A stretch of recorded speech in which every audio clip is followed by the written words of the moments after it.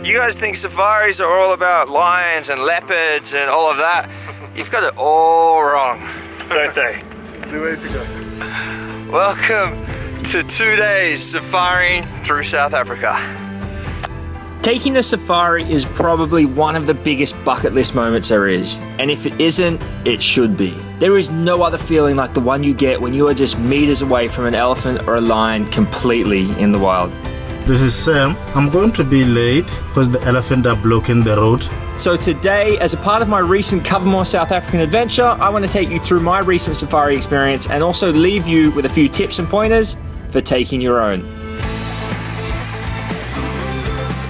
My safari started out at Kruger National Park at Mulla Mulla Game Reserve, the very first photographic safari in all of South Africa. If seeing a leopard is high on your safari priorities, Mulla Mulla Lodge has one of the best track records with a 97% chance of seeing one for those who stay 2 days. Something we learnt firsthand when we came across our very first just 2 minutes after leaving on our first drive. I can't believe this. We could not get any closer if we wanted to. Day 2 was spent at Lion Sands Game Reserve in a region known as the Subby Sands, just outside of Kruger and a 40-minute drive from Mulla Mulla. We definitely noticed the vegetation change, so too did the animals. However, we still saw a ton of wildlife, and this is also where I saw possibly the coolest safari accommodation experience you can find. A treetop treehouse in the middle of the savannah, where you can eat your lunch and wake up to the sounds of Africa beneath you.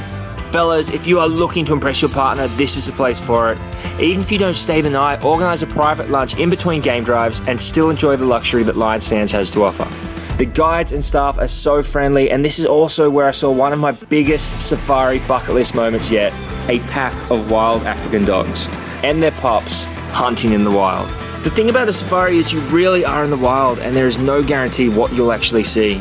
Every experience is completely different, so you really just have to embrace whatever nature does throw at you. I didn't even know wild African dogs existed, so to be surprised with a pack of 20 and then learn there are only 400 left was such a surreal experience and definitely something I will not be forgetting.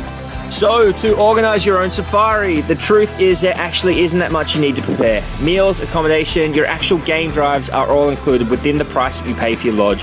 So the more important question you need to ask is how much you want to pay and which reserve and what time of year. I chose to visit during winter as it's a dry season and also the best chance to see more animals as they linger by the watering holes.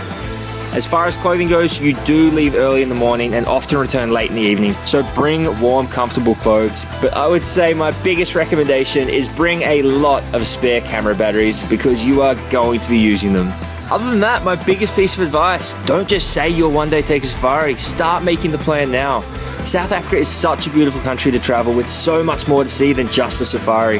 Safe by all means and filled with some of the friendliest, most inviting locals you can find. So escape the hustle, connect with your wild side and come explore this beautiful country. If you have any more questions, please leave a comment below or find me on social media, and don't forget to watch the rest of my Covermore South African Adventure series to see what else you might enjoy. I hope you enjoyed it, guys, and I will see you on the next adventure.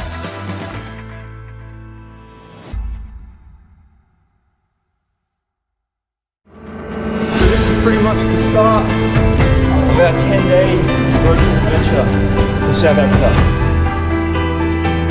Number 5, Boulders Beach. Where else in the world can you drive 40 minutes from the city centre and spend the day?